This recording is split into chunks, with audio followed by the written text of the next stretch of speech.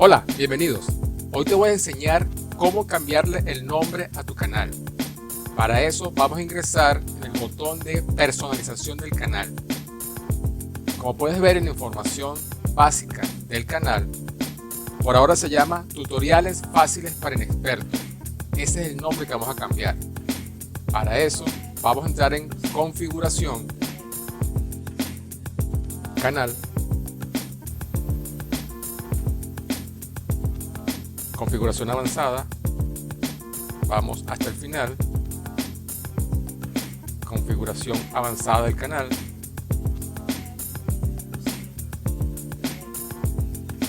y aquí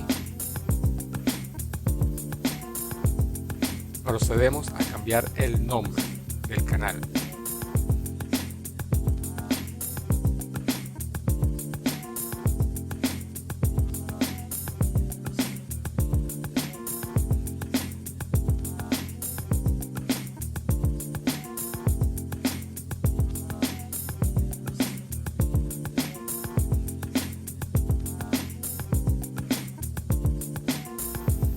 Cerramos aquí, cerramos aquí, guardamos,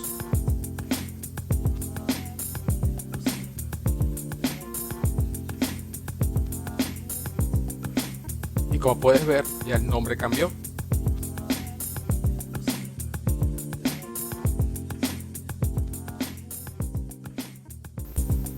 Aquí cambiamos el nombre manualmente.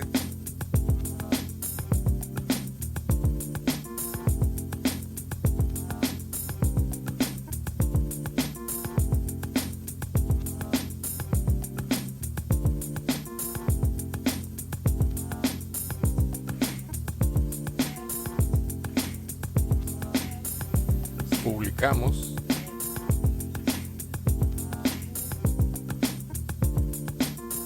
y cerramos aquí. En la página principal le damos F5 para actualizar,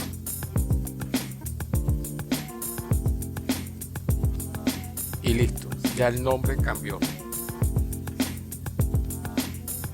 Si te gustó el video, dale un like, suscríbete a mi canal y nos vemos en el próximo video.